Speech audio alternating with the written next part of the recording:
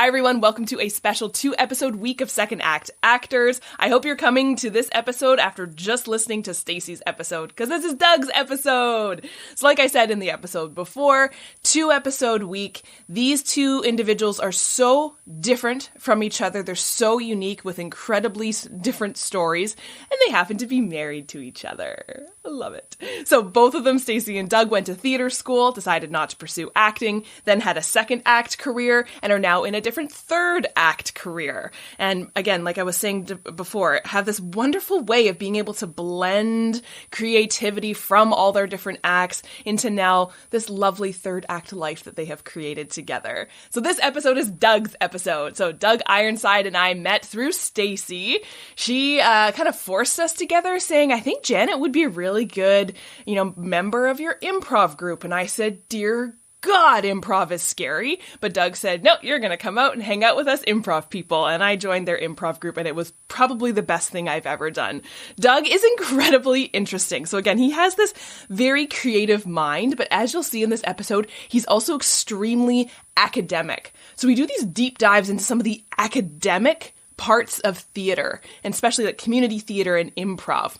He quotes all these random people I had never heard of, but now I get to do this academic deep dive into theater, history and philosophy, which makes my brain tingle. Anyways, Doug is incredibly fascinating. I'm so excited for you to hear his story, so please enjoy Doug Ironside.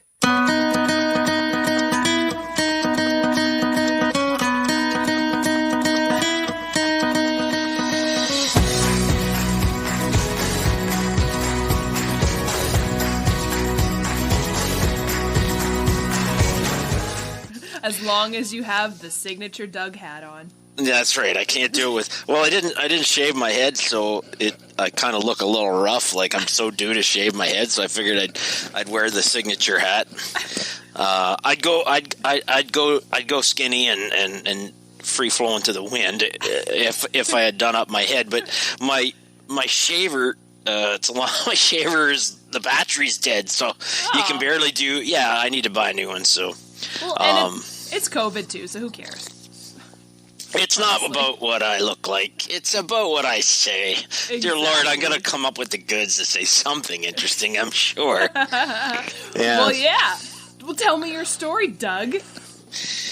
I kind of have 3 or 4 major incarnations of theater in my life. I'm not sure which one you wanted to talk about.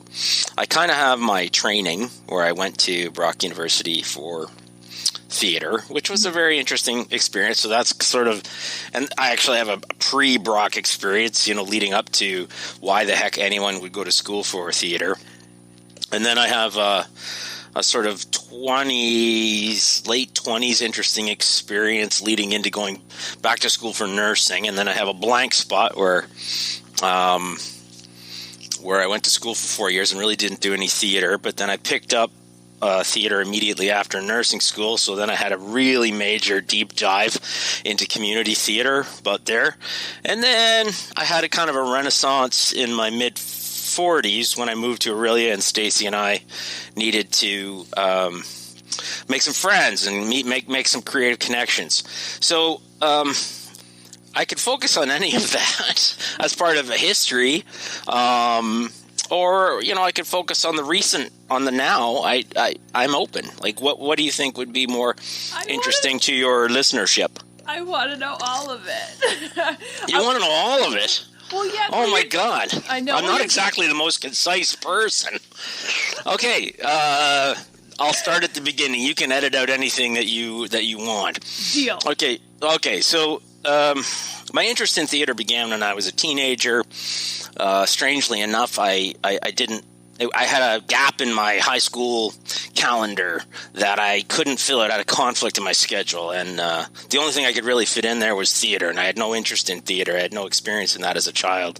I said, I'll take that. It'll be easy. And it turned out it kind of was easy, but not because no one was trying or doing anything compelling. It was more that it just sort of came naturally to me, and I thought this was kind of a way to be expressive. So it turned out I loved it, and thus created my love affair with my high school drama teacher. and not a real love affair, but more of a spiritual affair. Mm-hmm. And that was what I ended up going to school for, because when I graduated from high school, I really didn't have any other passions at that time that I could have identified as something I want to do as either a career or an immersive learning opportunity. So I go to Brock University, and I loved all of the elements. I didn't necessarily love my professors, but I did love all the elements that they were trying to teach me. It's a deeply sort of immersive thing. At Brock U, it was a kind of a comprehensive thing where you had to learn technical elements, acting elements, everything from costuming to makeup to they expose you to everything. And then the part I didn't appreciate was dramatic literature, so I changed my major to avoid a double major to history and theater, so I could avoid the dram lit component and study other things besides dramatic literature, because I was so convinced, and I still am to this day, maybe 30 years later thereabouts, that theater, a script is kind of a code. It's like a scripture, a Rosetta Stone to like how to create this piece of art, this piece of performing art. It's much less, not to say it has no value as a piece of literature, but that's not its first best purpose. That's not its intention. So studying dramatic literature in my 20s was frustrating, to say the least. So I very much enjoyed the acting component. I wanted to do as much acting as possible. But then when I graduated from Brock U, I kind of flunked out in my last year. I got all the theater components, but not the history components. That's kind of ironic, because I changed my major to avoid dram lit. So I have all the theater parts, but I'm short one history and half a French. So then I went to work, and I was serious about this girl at the time who turned out to be my first wife, and didn't do theater for a few years. And then I went through a transformative period in my life where I lost my first wife, which was a blessing, and the job I had done all at the same time. So it was a very transformative part of my life. I had to reinvent myself. So I went back to school for nursing. And just before I did, I was deeply involved in a community theater / semi-professional theater called Carradine Theater in Barrie. And they had built this theater in what was arguably not a very good spot. Location. It was terrible. And they couldn't attract an audience in the south end of Barrie. And Barrie's always been a bit of a cultural black hole, a bit of a cultural abyss, especially proportionate to its population. So then Carradine was suffering, and it kind of faltered and flailed and eventually disappeared. It was an interesting experience for a time. All right, then we're getting into the 30s, so I emerged from nursing school. I haven't done theater in 4 years. I haven't had the time. I'm working and going to school again. And my sister actually puts this audition notice in front of me and says, you should go do this. So I was back in Midland at the time, and I got involved with Huronia Players, and thus began a sort of 7 or 8 year deeply immersive commitment to Huronia Players and their artistic advancement. That could make for a very compelling story if you want to talk about that. Then I moved to Aurelia for love. I met my beautiful and talented wife, Stacy. We were both theater people, and for a few years, we kind of just had to make the relationship work, but we needed to make friends as well. So together, we created an improvisation troupe called O-Town Improv at the time, and we just used it as an outlet to meet people. It was open to all skill levels and ages, and that transformed eventually, after a number of years, into what I would say another semi-professional troupe called All the Keeners kind of wanted to get out there and do improvisation, perform for audiences, and we turned that into the old dance hall players, which is a troupe that we continue to run and continues to perform, with the exception of COVID, making things very, very difficult. We still do. And then if you sprinkle all of my other experiences there, I've acted and directed in roughly, I've directed about 5 productions and acted in several dozen of them, of course, all of that. So yeah, I'm a bit of a theater dog's body. There's the whole picture from my initial entry into where I am now. It sort of represents, so I glossed over 30-something years of all of this theater stuff that I've never really let it go. It's kind of in my blood. And I just keep coming back to it in various degrees and in different forms, and continue to do it. I'll probably do it till I die on some level. So there's the story as concisely as I can tell 30 years of history. I love it. After your theater school experience, did you try to pursue acting professionally? Or what was the job that you did? Why? I went into business at that time. It was because I was very serious about the relationship I had with the lady that my first wife. Without going too deep into my own personal emotions at that time, I really didn't. It never occurred to me. It's kind of a strange thing. It never occurred to me to pursue it professionally. It was something I was doing for interest. Now, that was also. It also had to do with a profound change in my family, where my father had this very, very successful business, and times were very, very good. And I didn't really have to concern myself with too many monetary concerns. Without going any further into that story, which I'm not nearly intoxicated enough to tell, but right when I got into first year and second year university, my father's business kind of collapsed.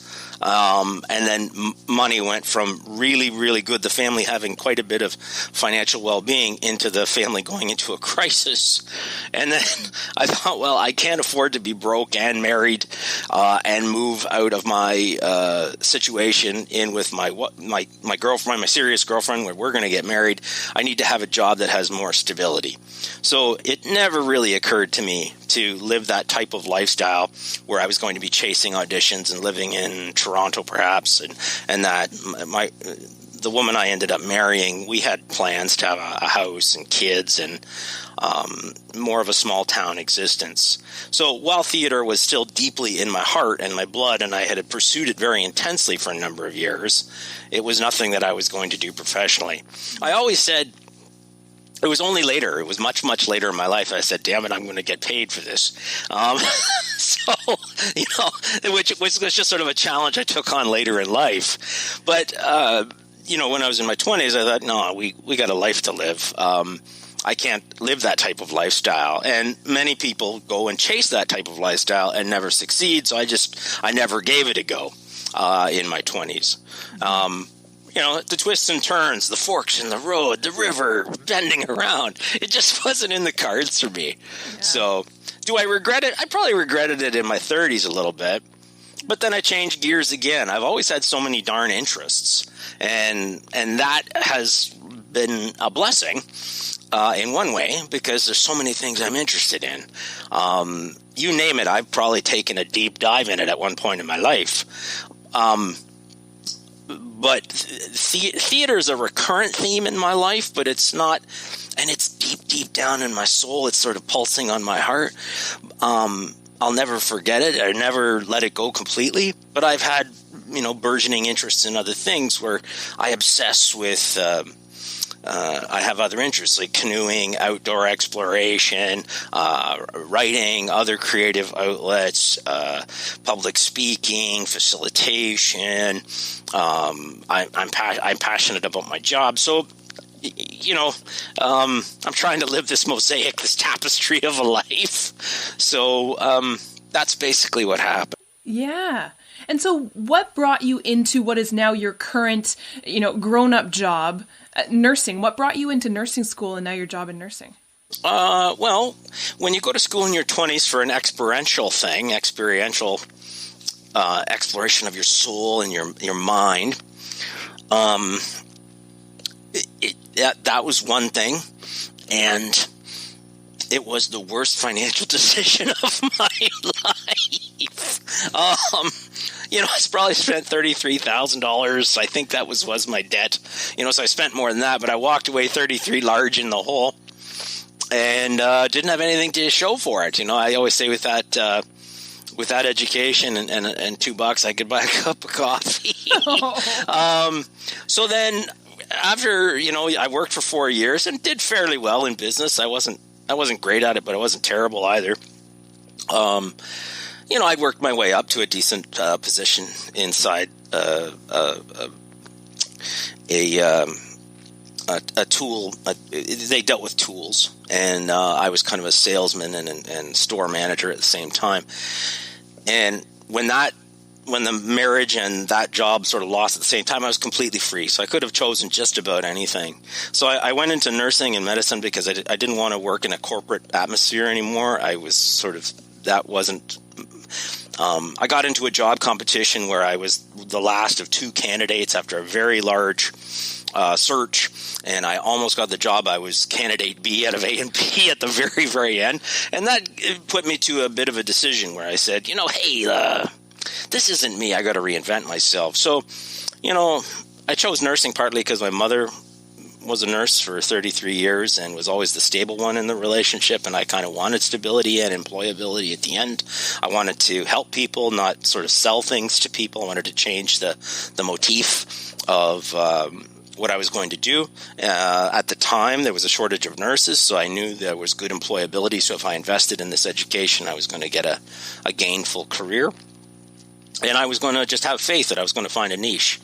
So that was an interesting experience from when I was 30 to about 34. And then I got right back into theater as soon as thanks to my sister. Thank you, Lori. And so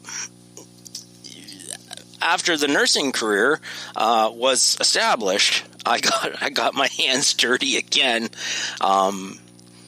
That was one thing I did want to talk about, which was I think many of your listeners will maybe they'll be professional actors or a mix of semi-professional actors or community theater actors. I've kind of I've dabbled in all of that, but community theater provides your most reliable, most consistent theater experience for most people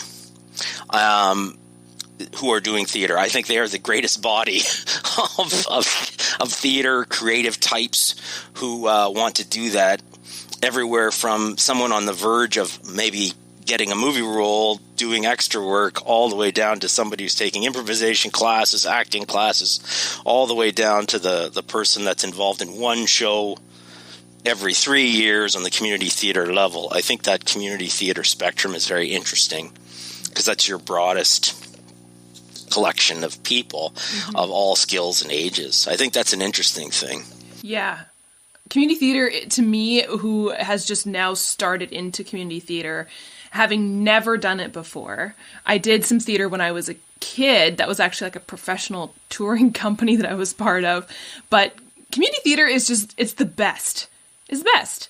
Like there's nothing else like it, I don't think, right? It's a group of human beings who solely have one beautiful goal in mind and just want to, this sounds so corny, they just want to make the world a better, more creative place. And then your audience, I find, there's nothing like a community theater audience, right? I think they're just so supportive. I've had, I think community theater, because I've been involved so deeply, I've really been able to look at it from both sides or from the various facets that encompass it. So on one hand, yes, you are right. At its best level, it is a group of people of like mind and similar passion, sharing, dare I say, love, affection, emotion, and a want to generate meaningful art that feels satisfying to them and their audiences. So that's the pinnacle. I'm sure this exact same construct exists in professional theater. Because community theater is kind of a mirror of professional theater with just much less money.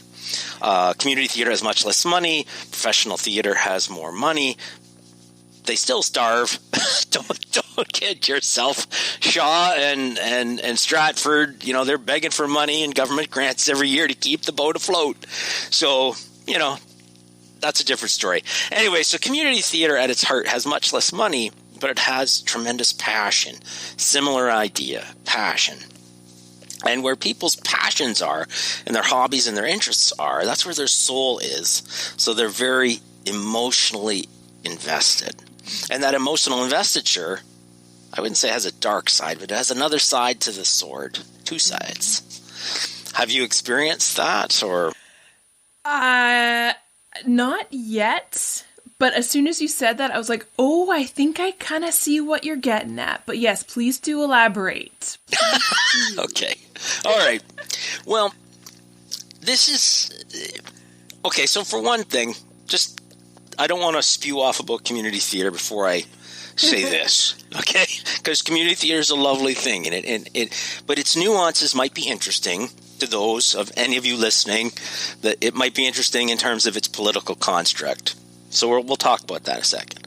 But first, let me just espouse my love of theater. Okay, so theater itself, I'm not critical of the art form at all. In fact, I think the art form is absolutely one of the most wondrous and beautiful things that I have ever experienced in my whole life. It is an ancient form of storytelling that transcends civilization, let alone culture.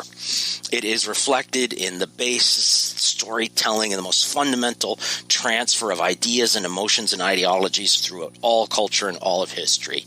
It literally transcends the basis of civilization. Like, before we wrote anything down, we were still telling stories in this way. We were still dancing around the fire. We were still recounting ghost stories. That's all very theatrical elements. It's a very beautiful, wondrous part of the human condition. All right. So then, if that's your ideology and you love it and you believe in it, it's almost like a mini religion in your heart. Yeah. What the difference is that once you organize it into a group, it has the potential for absolute magic. Like if you've ever been on a team sport, that team can do magic things together. But that team can also disintegrate and tear each other apart. Yeah. So, you want... And 70% of the time, it's magic. So it's only 30% of the time it really sucks, and things are bad. But I've had all of those experiences together. So maybe this is an interesting story. So I joined Huronia Players back when I was 35 years old, and it typified something that I discovered something because I got deeper into that community theater than I had ever been. I had peripheral exposure to a number of community theaters, and I ended up making this beautiful family there. At the same time, in the initial go, something had happened there over the course of the 90s and the early 2000s that kind of typically happens in a lot of community theaters, that ebbs and flows, which is there was a very serious entrenchment. So what had happened was a community theater at its best and worst is as good as the people at the very nucleus, the very center. And if that nucleus doesn't change and grow and morph over time, it grows insular and holds all the creative opportunities. And on one hand, you got to give it to those people for hanging in there when things may have not have been so great, and they're like holding the fort, keeping the boat, over the waves. On the other hand, they believe that they it becomes stale and stagnant because they've been doing the same thing for a long time. So when we got into Huronia Players, and me and some new people tried to integrate some new ideas into what had been a sort of a certain amount of cobwebs on the set pieces, if you were to say, a certain amount of dust that needed to be disturbed. It was kind of like going to war to make things move and overcome that inertia. Very, very stressful time. Mm-hmm. So there's more to that story, but I'm blathering on. I could tell some very dramatic stuff about that. But anyway, I can see what you mean, right? Well, it happens everywhere when you put human beings together in a group from the dawn of civilization. Since you're talking about storytelling back around the campfire, it always is going to happen. And people don't like change because change is terrifying and they want to stay in a nice, safe spot. But as somebody now who is, part of the nucleus of something, right? Like old dance hall players, for example, how do you make sure that doesn't happen? Because you have, in my experience, been incredibly welcoming to new people and new ideas. Present company included. I am welcoming. I want new people and new blood. I don't want to be entrenched. And so do you pull that from your prior careers? Do you pull that from your nursing? Like where does that come from? How do you prevent that? Yeah, I think that happens in professional theater groups where you have this, a closed little circle of people managing everything in a budget, and they have tricks and tips that work, and they know how to write grants, and they've got actors who are commercially successful and audiences that they're going to. What's really interesting, it's kind of a very Brechtian idea. It's kind of ironic, the entrenchment factor that does happen. Because Brecht would have you, Bertolt Brecht, his philosophy was that theater should sort of reflect society, make people think, examine the very structures within which they live and breathe and play and work. So it's kind of ironic, that the very storytelling method that should help you advance your learning and thinking and growing spiritually, emotionally, intellectually as a community, if you don't sort of ebb and flow and change and get new blood involved and new ideas and new thinking, it like any group in any type of thing, it could be a lawn bowling group, it could be a dart club. If the same people are in charge and doing things the same way for too long, it loses its freshness and its ability to evolve. Yeah. So coming all the way back around, I know that the group that I work with now, that I'm at the center of, myself and my wife and a few others, we know that we need change and new blood and growth, and we need to expand our horizons and keep moving forward. That is a very hard lesson that I've learned over time. Very hard lesson. Because, once I got in and I became on the executive of a community theater group, what did I want to do? I wanted to hog a lot of really cool creative opportunities for myself. But, I want to do all the things I've been wanting to do for years. Absolutely. I was big into contemporary theater. I was so tired of old chestnuts and things that had been done 100 times because they were commercially successful. They were going to be successful because, they knew, like, No Sex Leaves the British, Move Over, Mrs. Marple, Blithe Spirit, any British sex farce, you're catering to the kind of lowest common denominator to reliably put bums in seats. I'm like, okay, and then I was involved with Black Horse Village Players for a little while. And so this was what's the vintage of Black Horse in that time? So it was about the early 2000s. And what I had discovered with them is they had sort of cultivated a more progressive and accepting audience that in turn allowed them to choose more adventurous material and more contemporary material, because the audience was sort of conditioned to sort of realize that we can come see a show that we haven't seen before as long as it's done really well. Good theater is good theater. Mm-hmm. And if it's a good show and it's entertaining for whatever it is, be it a serious drama or something that has something, edgy to say about society, we'll just come and see it if it's going to be well done.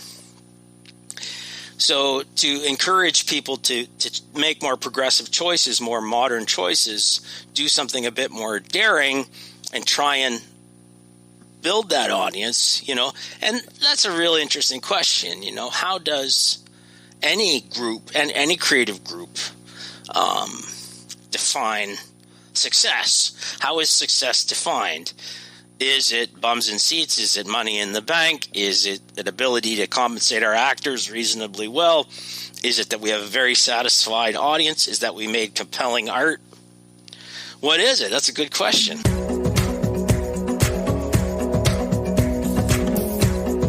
You and I met through Improv in your did. Improv group. Talk to me more about Improv and your experience with it, and if you have any thoughts, philosophies, anything like that, because most people I've talked to so far, and me included, people who've had other careers and are now testing the waters of acting, we come from very logical brains because we've gone through the logical steps of becoming career people. Doctor, lawyer, teacher. And then now we're trying to do acting, which is trying to throw the logical brain away. And the best, best advice I ever got was, Janet, you need to go do some goddamn improv because you need to relax. And then improv is the most terrifying thing I've ever done because of that. Okay. I have no question. That's just a statement. Okay. Well, okay. I've kind of espoused my political philosophy here. All right. So for those of you who don't know, Janet came out and joined the Old Dance Hall Players. We had a COVID hiatus, and then that had changed the arc of a number of people inside the group. One person retired and moved away. One person had to work from home religiously. One person went back to school to be a teacher. And we needed an infusion of new female talent. And somebody told me Janet's name. Oh, my God. Why did I listen to that person? No, anyway, so Janet and a couple of others came out. And yes, you did. You came out, and I could see a little fear in your eyes. But it was beautiful. It was beautiful to see you learn in real time. You learn in real time on stage. I shit you not. I'm not kidding. You learn in real time as fast as anybody I've ever seen. So you do have a good improvisational mind because you're picking up what people are putting down real quick. Okay, so improvisation, so that's good. I like to talk about what's new rather than just history. All right, so what's happening now? So just prior to COVID, the Old Dance Hall Players were doing very, very well. We were picking up gigs, doing so we were bridging from semi-professional into genuinely professional. It was good. We were picking up gigs left and right. We were performing at Fern Resort all summer long, which we are again this year. We were picking up holiday gigs, private parties. We were doing public shows, and things were going swimmingly until COVID hit and that crimped theater entirely. Here we are coming back again. So for those of you who may not know what the Old Dance Hall Players do, we perform short-form improvisation comedy, much like the TV show Whose Line Is It Anyway, if you've ever seen that show or you see it on YouTube. Sort of short-form games that are facilitated by a moderator who either is or isn't participating in the group. And we do that stuff, and it is funny and ridiculous and stretches one's mind to make things up right on the spot.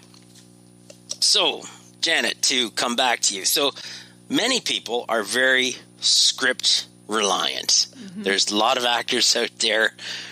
If you don't have those tools, those bones and that those signposts to get them to that character, they're kind of deeply afraid. That isn't everybody, but there is a type of soul out there who is great with a script in their hand or a script in their soul, but not so good when they don't feel they're loose and fancy free, and there's no rules, there's no foundation to adhere to. Would you not agree? 100%, of course. And the logical brain person that I am likes the script, right? Because there's check boxes to check off. It's a to-do list, and it's a framework. The words have been decided for you. I don't want to say it's easy because it's not easy, but it's predictable, I guess. Mm-hmm. Yeah. The goal has been set. Yeah. Right? Between the script itself and what the director's telling you, the goal has been set. Yeah. And we know where we're going within certain parameters. We may discover something on the unexpected on the rehearsal floor, and we may cut it in, and it might be beautiful. In fact, I hope that happens to every director and actor out there. Create inside your rehearsals, kids. So I've always said, I learned this in theater school, but I didn't know it in theater school. Acting is this adventure in memory and imagination. Those are really your only two tools. You either remember what it is that you did in life, like you know how to drink a cup of tea because you've drank 1,000 cups of tea, and it's hot and it's steamy, and that's how it's behaving, which is a very Stanislavski sort of method acting thing. Or imagination. You've never drank a cup of tea. That's ridiculous, but let's imagine you never did. So you kind of have to imagine or recall what other people have done, and you kind of do that. And you make it believable to others, whether you're making it up, something you've seen, or something you did. So improvisation is kind of that, but magnified. So not only is it about remembering things, but your imagination is given a lot more wiggle room. In fact, improvisation needs that imagination. It needs the creativity of a 5-year-old to play, let's say I'm the princess of Voldemort Castle, and you're the knight and then we establish reality. It takes 10 seconds, and then we literally have to work within that established reality. So how did you find establishing that reality and working with that in real time? How did you react to that when we invited you in? What was your initial thought? Oh, pure terror, of course. And I think I chatted with Stacey a bit about this. I definitely relied on the crutch of I'm a new beginner. I'm just learning this, right? Until you can't, and you realize, I'm no longer a new beginner. I'm on stage getting paid to do improv. I'm not a beginner anymore. The biggest thing for me, I remember coming back from the very first workshop that we did and saying to my husband, wow, I'm an incredibly selfish person. Why did you say that? It was because of the active listening, where, you kind of, improv is, as you should go in with what you want the scene to be, and then that doesn't happen because you're relying on somebody else. So you have to just be don't go into a scene wanting it to be something. Mm-hmm. And so there were times I'd be there's the prompt. I know exactly what's going to be funny now. And then you just don't even listen to the person that you're with. And there were times, I remember that first workshop being everything I did was not correct because I just wasn't listening to the other person in my scene. And it's they were talking, but I really didn't take in what they were saying. And I think that's an art. I think it's a learned skill. It is absolutely a learned skill. Yeah. Because even though improvisation has minimal rules, it does have certain rules. I believe if you follow the Del Close, so Del Close was this famous improvisational pioneer, and he worked with a number of very famous people, as improvisation became legitimized as something you just didn't do as a rehearsal exercise, but that you actually could do for others. And Del Close was one of those, big leading the charge. He's kind of like Magellan or Francis Drake, sailing the ship around the improv world.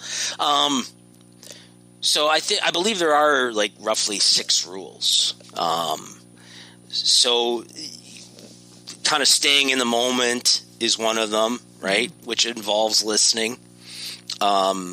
Yes, and which is agreement is the rule. You must agree. If I say there's this table here and I'm behaving as if like there's soft drinks on the table, you must also agree that there are soft drinks on the table. You're like, what is all this nonsense? Like, there's no table here. Well, then you're destroying the fundamental reality that we're trying to establish. So, and then even in those 6 rules, all of them can be broken under certain circumstances, except agreement. Agreement is the fundamental rule that cannot be broken. Because if I establish this table and soft drinks and we're here for the Pepsi challenge, if you discount that, we got nothing. We got nothing.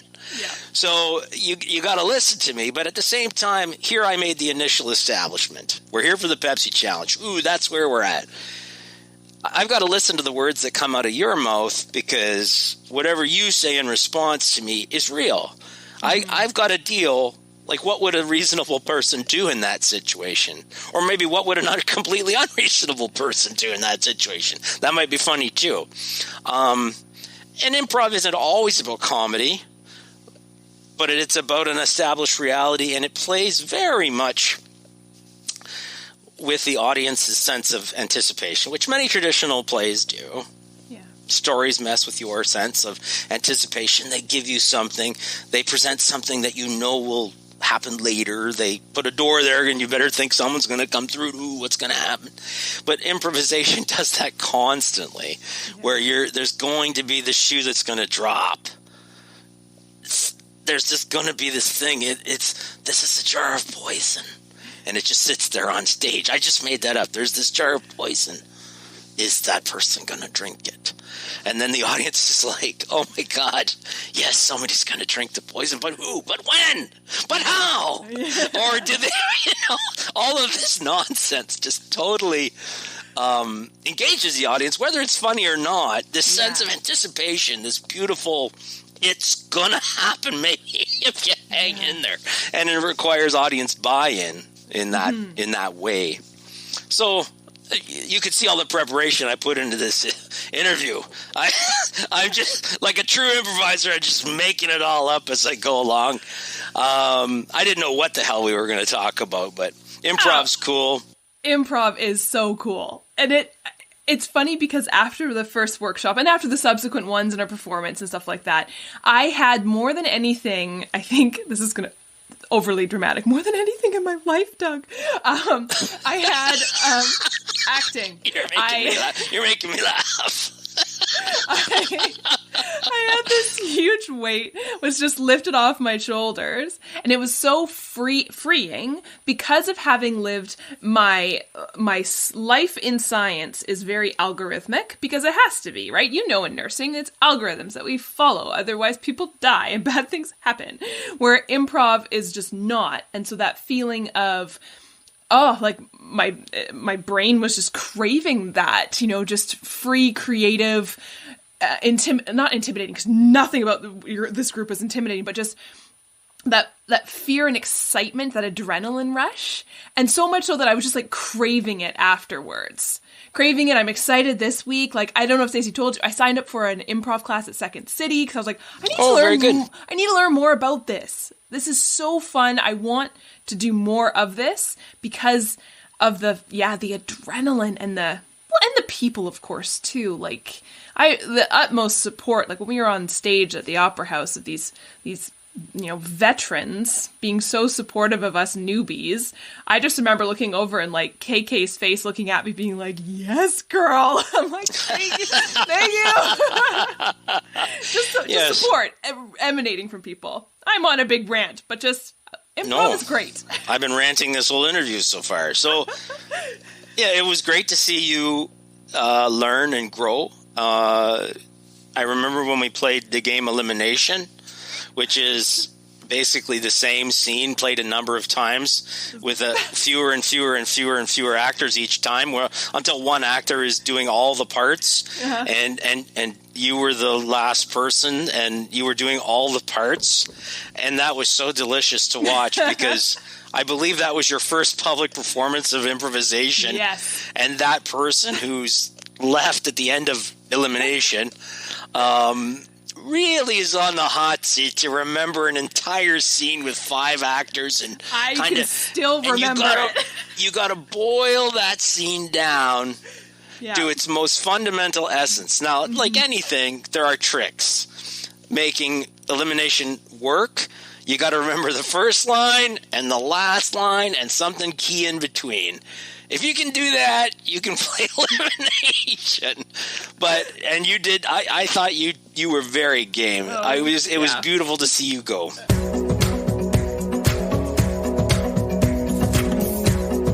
Do you have any crazy or funny stories from your time? Doesn't need to be improv.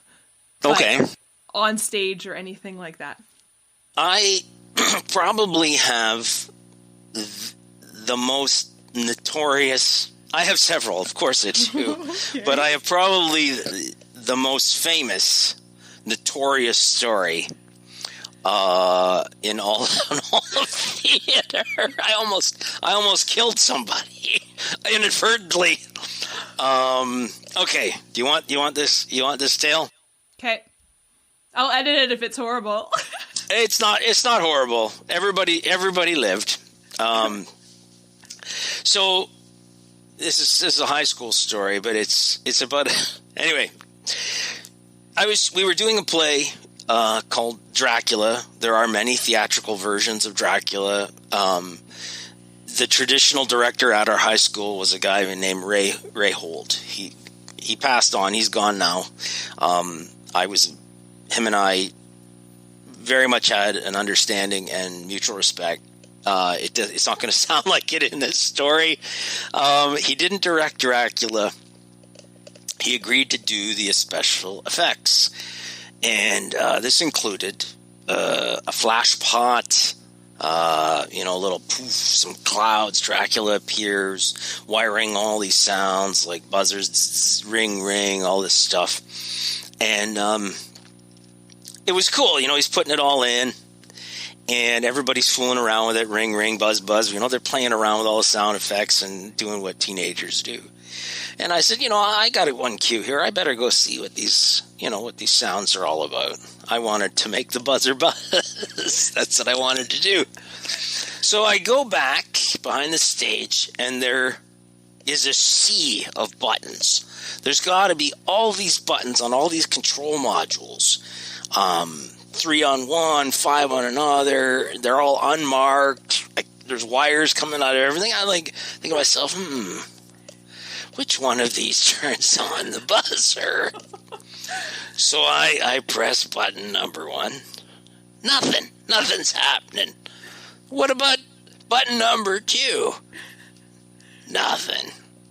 Button number 3, kaboom! There's this huge explosion. Like a cannon went off.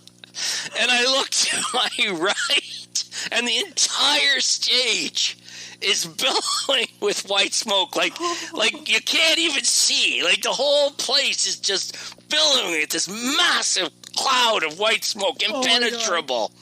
And I run down off the stage and into the auditorium, and coming out of this fog is Ray Holt, who was a huge man. He was like 6'3", 300 pounds, and he's kind of staggering. He's doing one of these, coming out of there, and he's got little bits of blood on his huge belly.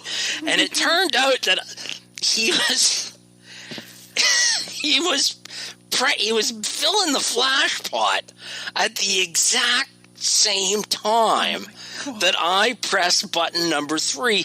And after years of doing this, Ray had, had a certain familiarity breeds contempt. He had neglected to put the safety on, or didn't tell anybody, don't touch that while I'm filling the flag. Yeah. Exactly. Of about 50 buttons, like of all the things. So Ray emerges from this fog, and Vice Principal Woods was there that day, who was like the heavy at our school. He was like the disciplinarian. I don't even know what he was doing there. Like, what's this guy doing there that day? He runs towards the front because of the explosion. He wants to make sure that everybody's okay. And he looks at everybody and he says, "What happened?" And he's talking, and everybody's like, I don't know. He goes to me, he goes, "What happened?" And at that moment, I looked at him and I thought, if I say the truth, we will never have a special effect at MSS ever again. So just the entire history of, or future history of theater flashes before my eyes, and I have the wisdom. He says, "What happened?" And I said, "I have no idea." So Ray is like burnt up his arm. He's got a little bit of glass in his belly. He's taken like this explosion, this hand grenade at 3 feet, So he's like, "I gotta go." So Ray's making a beeline for the door. He's just cutting through the auditorium. So I run to the outside auditorium in the parallel hall, and I race down the hall, and I meet Ray. He's walking out the door, and I come tearing around the side, and I meet him there, and I go, Ray, it was me." And Ray says, "I know." And he walks out.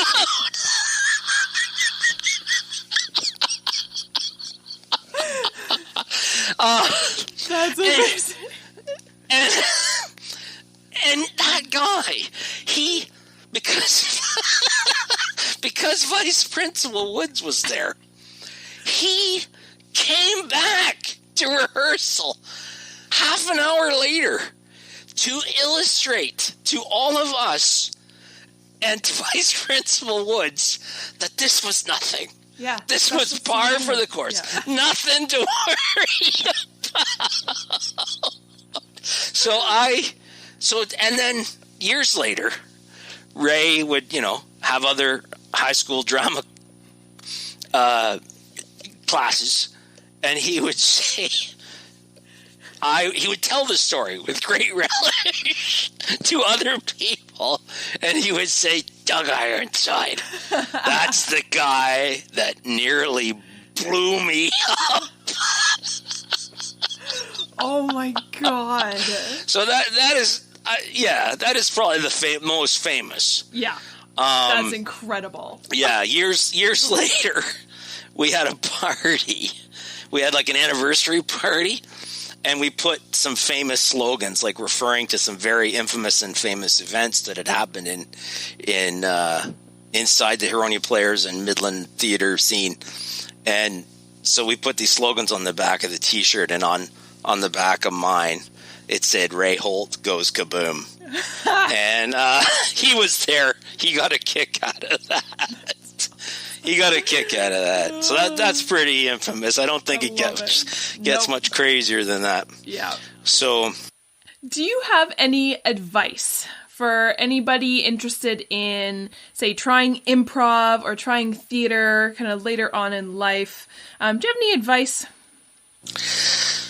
I haven't really thought about that. I would say, if you want to give something a try, you should. We only get so many kicks at the can in life.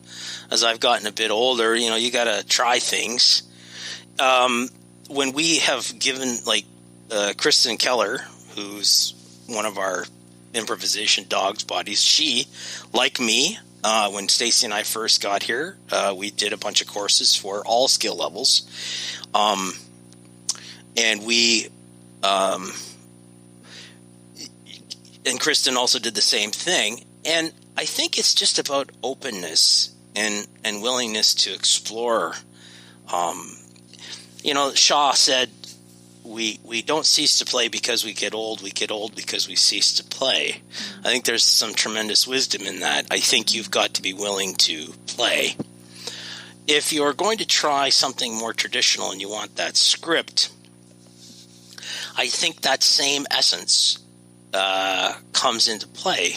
When I'm directing a production coming up this summer for Mariposa Arts Theatre. I'm directing the complete works of William Shakespeare. It's going to go on in June. It has certain improvisational elements to it. And what you want as a director, even inside the traditional sphere, like obviously in the improv setting, you want people to play and go as wacky and as crazy as they'll go.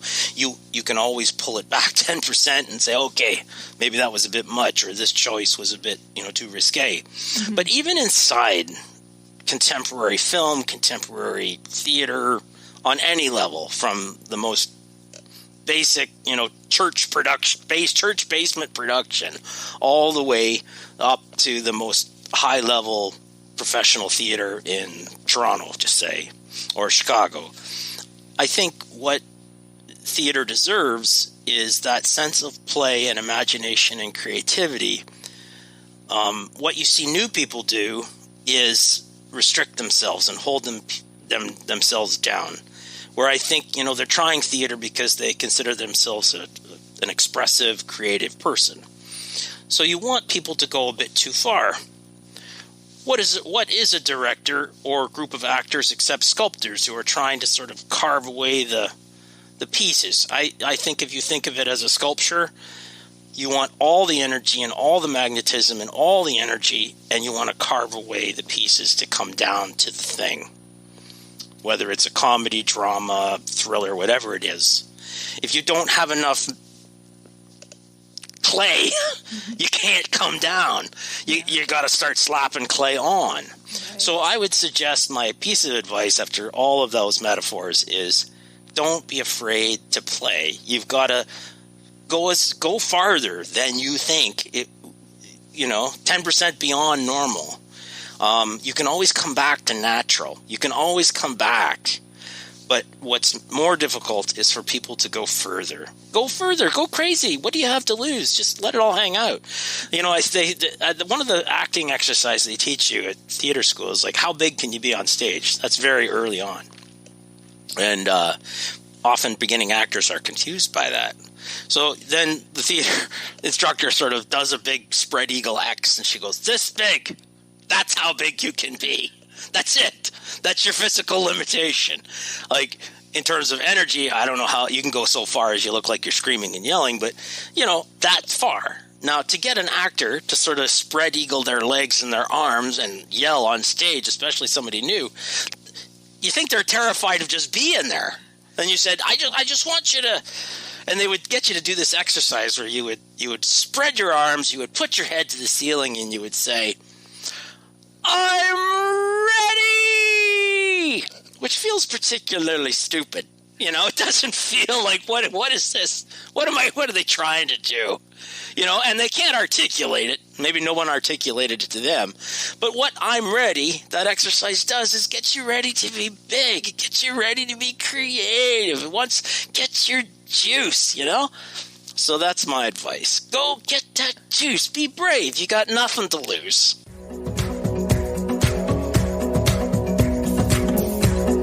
Thank you, everyone, for tuning in, and thank you, Doug, for being my guest. I hope you all enjoyed this wonderful 2-episode week of second act actors with people who were first act actors and are now able to lovingly create beautiful, creative lives after having doing immense amounts of change throughout their life. I love it. This is a shameless plug because Doug and I, like I said, are in the same improv group.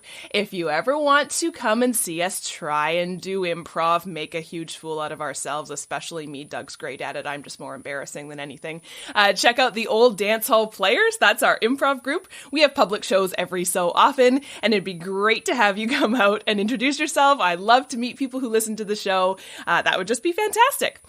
I hope you'll tune in next week for another episode of Second Act Actors. And if you can, like and subscribe and tell your friends, because that's what gets this podcast out there. And I love stories and I love people telling me stories about how they found this podcast. So again, I hope you'll tune in next week for another episode. Bye! Second Act Actors is produced and edited by me, Janet McMorty. Theme music by Guillaume. Additional sound editing by David Studio. Additional video editing by Jackie Wadoer. Show notes written by Sarah Hopkinson. I record using Riverside FM. If you're interested in developing an interview-based webcast like mine, I highly recommend this platform. Shoot me an email and I'll direct you to the wonderful folks there. If you or someone you know is interested in being a guest, email me at secondactactors@gmail.com. Don't forget to like, subscribe, and share with your friends. My love language is words of affirmation, so compliments, constructive criticism, and feedback are always welcome and encouraged. Negative Nancys, Judgy McJudgersons, or Debbie Downers, unless you're Rachel Dratch, regarding me or my guests are not welcome. It takes serious courage to share your story with the world, so if you're tempted to negatively comment about someone else's story, please ask your therapist why you're such a garbage person. Save the drama for the stage. On that happy note, I hope you'll tune in next week for another episode of Second Act Actors. Bye!